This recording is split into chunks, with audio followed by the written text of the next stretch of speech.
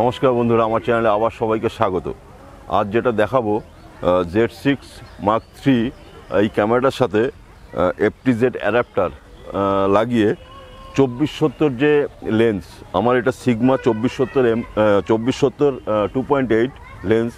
তো এটা FTZ adapter দিয়ে Z6 Mark III-তে লাগানোর পর আজকে আমি স্টিল তুলবো। তো স্টিলটা কেমন আসে, কিন্তু এই FTZ লাগানোর পর এই লেন্সটা পার্টিকুলার এই লেন্সটা অটোফোকাস কাজ করবে না, ঠিক আছে, কাজ করে না। আমি কেনার পর দেখলাম কাজ করে না, যেটা আমি আগের এপিসোডেও বলেছিলাম। তো আজকে এটা প্র্যাকটিক্যাল করব। তো অটোফোকাস না কাজ করুক, আমার অটোফোকাস কাজ করতে হবে এমন আমার ব্যক্তিগত ধারণা, এটা আমার নিজের মতামত। আমার কাছে সেটা ফ্যাক্টর হবে না যদি অ্যাপারচার এগুলো যদি এই অ্যাপারচার আইএসও সব কিছুই কাজ করছে, মানে অ্যাপারচার আইএসও তো বডিতে থাকে, তো আইএসও তো কাজ করবেই, অ্যাপারচারটাও কিন্তু কাজ করছে, কিন্তু আমার অটোফোকাস কাজ করছে না। যার ফলে আমি এই ক্যামেরাটা এইটা দেখুন, এই যে আমি এখন ম্যানুয়ালে করা আছে, আমি এটা যদি এই যে পুশ করলে আওয়াজ হলো, সামনের দিকে পুশ করলাম, তখন এটা কিন্তু ফ্রি হয়ে গেল, তার মানে এটা অটোফোকাস হয়ে গেল। আমি এখন ম্যানুয়াল করব, এই যে আবার টিপলাম, এখানে দেখুন এম লেখা চলে এসছে, আর যখনই আমি এপাশে এখানে এফ লেখে অটোফোকাস চলে আসছে। তো আমি যেহেতু ম্যানুয়াল করবো, আমি ম্যানুয়ালি আমি রেখে দিলাম, দেখুন এখন হার্ড হয়ে গেল এটা। আর তখন আমাকে ক্যামেরা সেটিংসটাও কিন্তু আমাকে ম্যানুয়াল করে নিতে হবে। দেখুন আমি এখন যদি আমি আপনাদের দেখাই, আমার ক্যামেরা সেটিংসটাও কিন্তু আমি এখানে ম্যানুয়াল করে নিয়েছি। দেখুন এই যে ম্যানুয়াল ফোকাসটাকে যদি আমি পুশ করি, দেখুন আমার ম্যানুয়াল ফোকাসে অ্যাসাইনমেন্ট করা আছে, ঠিক আছে। আমি ওকে করে দিলাম, ওকে, সরি, ম্যানুয়াল ফোকাস, ওকে। ম্যানুয়াল করার পর এটা ম্যানুয়াল মোডে হয়ে গেল। এবার আমি শট নেব, এবং আজকে যেটা দেখাবো এই 2470-এর সাথে এটার লেন্স মাউন্ট হচ্ছে 82 mm। তো এই 82 mm-এ আমি এখন যে শটটা নেব, দেখুন আমি যেখানে দাঁড়িয়ে আছি মোটামুটি একটু শ্যাডো জায়গায়, আর পেছনটা কিন্তু আমার জ্বলছে, রোদ রয়েছে, প্রচণ্ড হাইলাইট। তো এই যে লাইটটা ব্যালেন্স করব, এই ব্যালেন্স করব আমি 82 ফিল্টারের একটা আমি ND ফিল্টার লাগাবো। তো ND ফিল্টার লাগিয়ে আমি ছবিটা নেব, কেমন আসে সেটাই আজকে দেখাবো। তো আমি যে 80 ফিল্টার যে লেন্সটা, ভ্যারিয়েবল ND ফিল্টার আমি যেটা কিনেছি, এটা ভিভলিডস কোম্পানির। তো 82 mm লেন্সটা ND variable ND filter যেটা কিনেছি, এইটারও একটা কারণ আছে। আমার কাছে যত লেন্স আছে 82 mm-টাই আমার কাছে ম্যাক্সিমাম বড় লেন্স, মানে মাউন্টটা। তো আমি এই ND ফিল্টারটা আমি আমার বিভিন্ন যে লেন্স আছে সেখানে আমি ব্যবহার করতে পারবো। কিভাবে ব্যবহার করব, যে ওই আপনার যে রিং পাওয়া যায়, মানে step up ring, step down ring, সেই স্টেপ আপ এবং স্টেপ ডাউন রিং দিয়ে আমি অন্য যে আমার লেন্সগুলো আছে 72 mm, 58 mm বা ওই সবগুলোতে আমি একটা ND ফিল্টার দিয়ে আমি সমস্ত কাজ করতে পারবো। তো আমার এই ND ফিল্টারটা হচ্ছে 8 স্টপ ND ফিল্টার। তো আজকে আমি এইটার লাগিয়ে দেখাবো কেমন ছবি আছে, আপনারা নিজেরাই বুঝতে পারবেন যে ND ফিল্টারের কতটা প্রয়োজন। এবং আমি যে ম্যানুয়াল ফোকাস করব, তো ম্যানুয়াল ফোকাস আমার কাছে ভালো লাগবে, কারণ আমি নিজে একজন প্রফেশনাল ফটোগ্রাফার। তো প্রফেশনাল ফটোগ্রাফারের কাছে ওই ম্যানুয়াল ফোকাসটা কোনো ম্যাটারই করে না, যদি সে প্রফেশনাল হয়। দেখা যাক আমি কেমন নিতে পারি।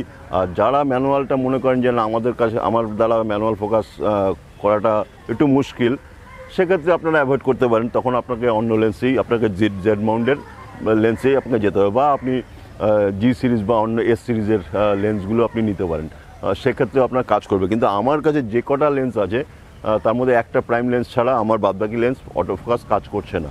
তো সেটা আমি আগের এপিসোডে বলেছিলাম। তো এখন আমি এই ND ফিল্টারটা এখন লাগাই এর মধ্যে।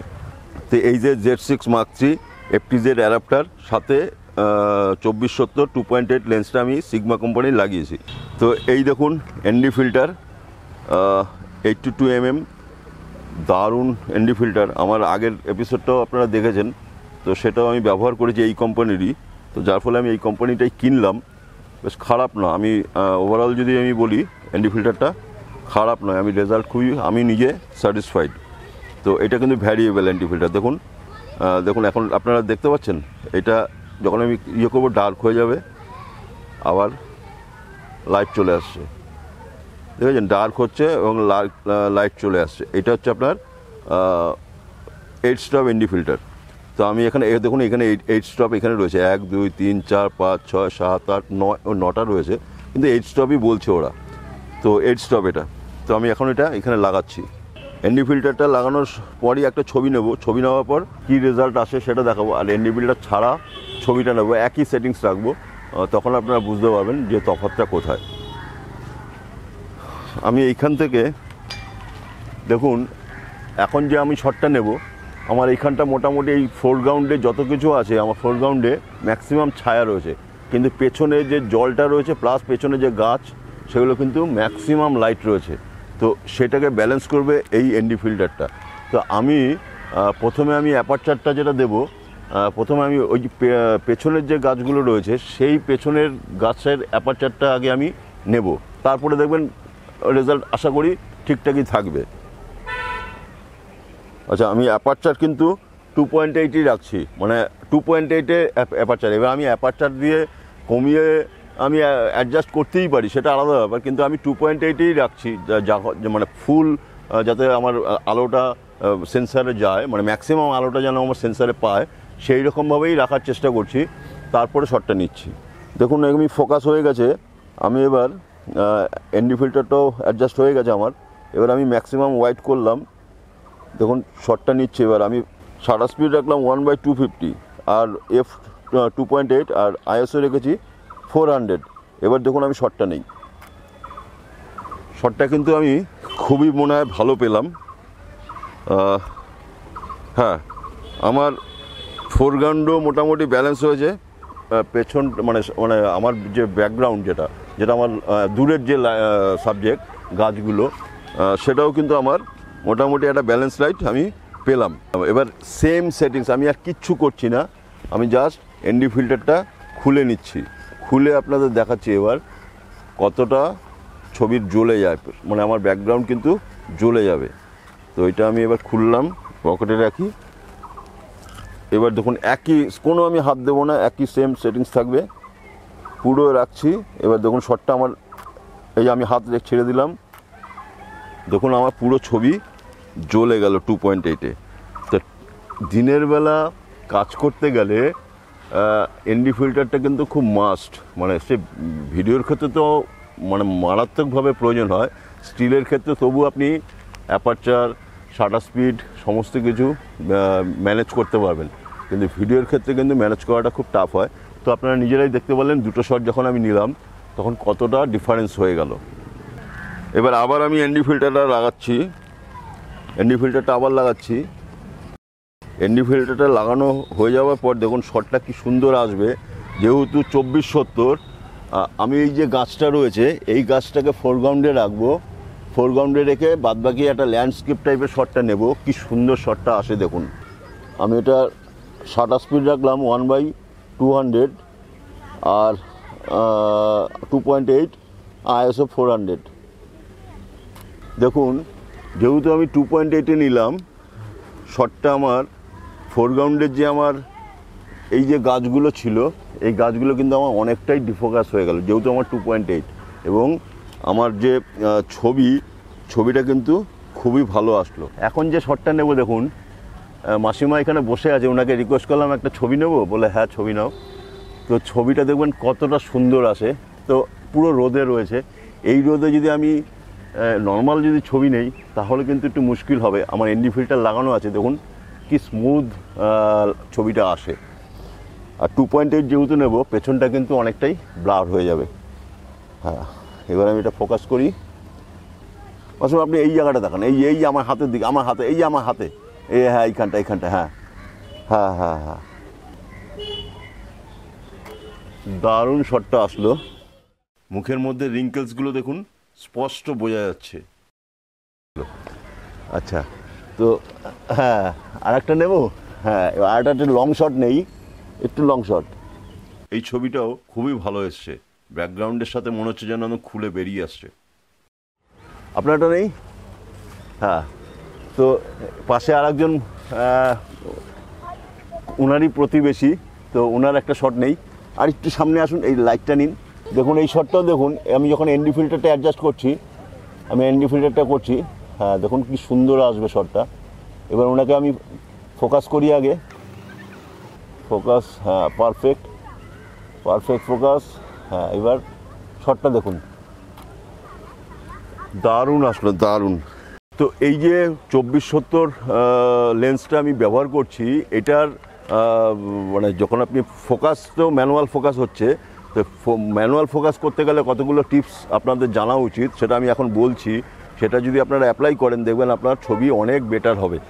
সেটা কি, ধরুন আমি 24 এখন রয়েছে, 24-এ রয়েছে আমার, 24-এ যখন আমি 24-এ নিয়ে আমি যদি ডাইরেক্ট ফোকাসটা করি, তখন যে আপনি ভিউ ফাইন্ডারে বা এলসিডিতে আপনি দেখতে পাচ্ছেন যে ফোকাস ঠিক আছে, কিন্তু যখন আপনি কম্পিউটারে যখন সেটাকে একটু জুম করবেন তখন দেখবেন মনে হবে ডিফোকাস একটু আসছে, কিন্তু সেটা করা উচিত নয়। বা আপনি ধরুন 70-এ ডাইরেক্ট 70-এ নিয়ে গিয়ে আপনি ফোকাস, বা 70 না আমি বলছি ধরুন 50 বা 55-এ নিয়ে ফোকাল লেন্থে নিয়ে গিয়ে আপনি ডাইরেক্ট ফোকাস করছেন, সেটা করলে কিন্তু আপনি বুঝতে পারবেন যে হয় ফোকাস হচ্ছে, কিন্তু পারফেক্ট কিন্তু ফোকাস হয় না।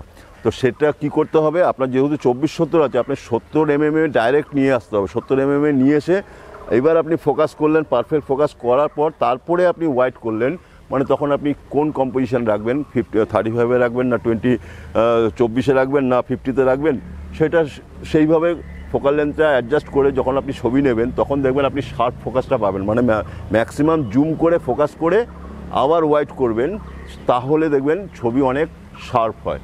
এখন যে শটটা নেব সেই শটটাও ভালো হবে। ওকে দাঁড় করিয়েছি, ওর রোদের মধ্যেই দাঁড়ানো আছে। আমার এখন টোটালটাই কোনো আলো ছায়া আছে, কিন্তু আমি ম্যাক্সিমাম আমারটাই মানে রোদ রয়েছে, তো আমি টোটাল ব্যালেন্স একটা লাইট পাচ্ছি। তো এইভাবে আমি যদি এনডি ফিল্টার ছাড়া যখন তুলব, তা আগের ছবিগুলো দেখলেন যে এনডি ফিল্টার যখন ছাড়া তুলছি কতটা জ্বলে যাচ্ছে এবং ফেস লাইটটা কীরকম একটা হাঁস চলে আসে। তো আমি দেখুন এনডি ফিল্টার যেটা লাগানো আছে সেটা লাগানোর পর আমি যখন ছবিটা নিচ্ছি, এখন দেখুন ছবিটা কি সুন্দর আসবে। রেডি, একটু স্মাইল রাখো ভাই, হ্যাঁ ফাইন, রেডি। ছবিটা কিন্তু দারুণ আসলো এবং 2.8 যেহেতু আমার কিন্তু বুকে যেটা বলে ব্যাকগ্রাউন্ডটা দারুণ চলে আসলো, মানে দারুণ, মানে কি বলবো, শার্প ফোকাস এবং ব্যাকগ্রাউন্ডও আমার অসাধারণ লাগছে। এখন যে ছবিটা নেব দেখুন টোটাল আমি ছাওয়াতে রয়েছি, ঠিক আছে। আমার মানে দূর থেকে যখন আমি এই যে জানলাটা যখন আমি দেখতে পেলাম এখানে, আমার একটা ফটোগ্রাফির চোখ, সেটা আমার খুব ভালো লাগলো। তো এইখানে কম্পোজিশনটা কিন্তু ম্যাটার করবে, দারুণ।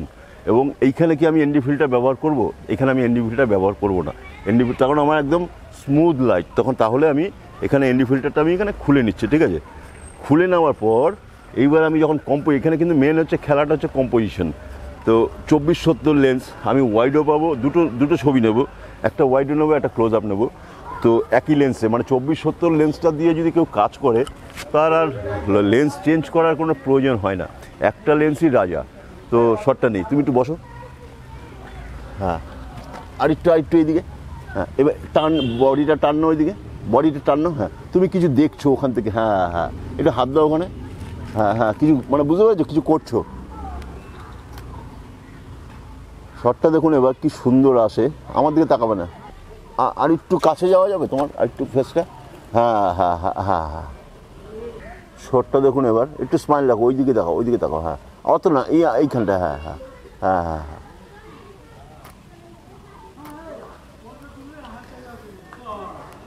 দাঁড়াও, কি দারুণ শটটা আসলো, মানে একটা ছবি যাকে বলে সেই ছবি কিন্তু পেলাম।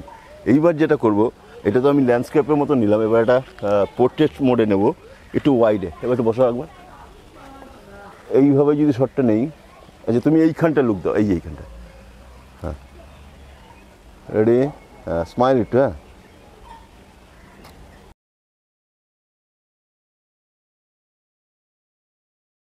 তো এখন যে শটটা নেবো দেখুন, বাচ্চাগুলো রোদের মধ্যে খেলছে, আমি এনডি ফিল্টার ছাড়া, তখন আমাকে যদি আমি প্রপার এক্সপোজার যদি আমি 2.8-এ যখন অ্যাপারচার রাখছি, প্রপার যখন আমি লাইটটা যখন আমি ব্যালেন্স করতে যাচ্ছি, তখন কিন্তু 1/8000 শাটার স্পিড দিতে হচ্ছে। 1/8000 যখন আমি শাটার স্পিড দেবো, আমার সাবজেক্ট তো ঠিক থাকবে, ব্যাকগ্রাউন্ড কিন্তু পুরো ডার্ক হয়ে যাবে, ঠিক আছে। তো একটা শট নেই, তাহলে বুঝতে পারবেন ডার্ক হবে, কিন্তু মানে পেছনেও যেহেতু লাইট রয়েছে আপনি বুঝতে পারবেন ডার্ক হচ্ছে। হ্যাঁ দেখুন শটটা নিলাম,